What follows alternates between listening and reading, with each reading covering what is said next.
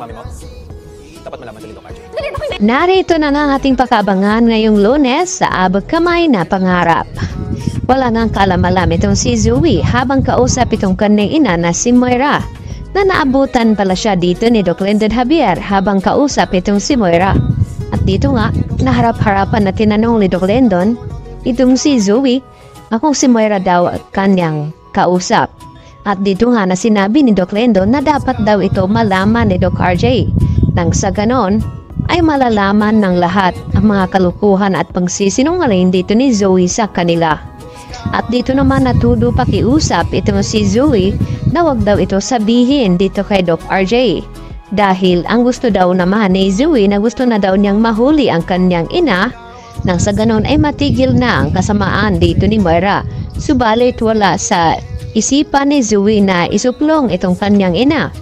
Bagkus ay tutulungan pa nga niya ito na gamutin dahil may sakit nga di umano itong si Moira.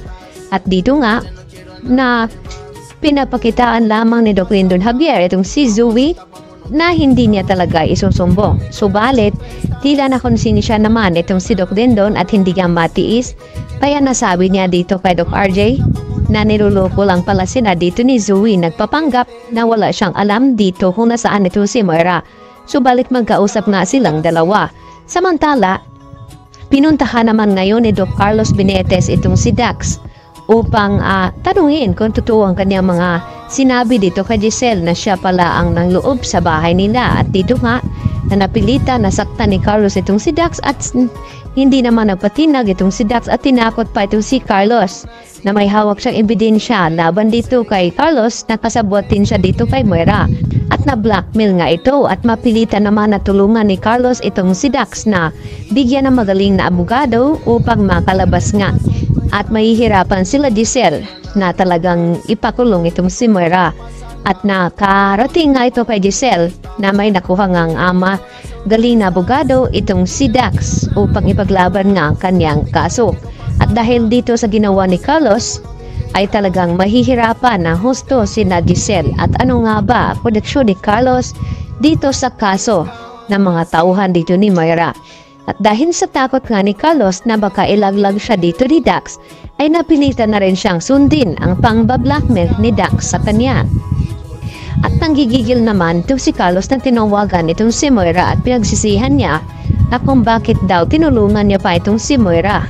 At pwede niya rin daw bawiin dito sa kanyang contact person na huwag na ituloy na tulungan itong si Moira. Subalit, hindi naman nagpapatalo itong si Moira at sinabi dito kay Carlos na wala nga makakahadlang sa kanya na protektahan itong si Zoe dahil kung babagsak daw itong si Moira, itiyak babagsak din daw kanyang anak.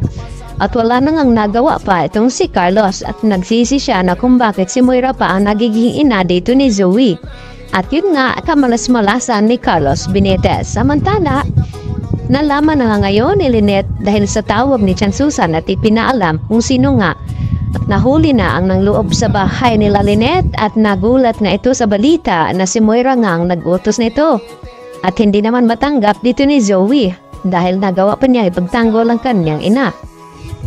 Subalit kinabukasan ay nakatanggap ulit ang tawag itong si Zoe at ibinalita ni Moira na okay na daw ang kanyang mga papeles upang makalipad.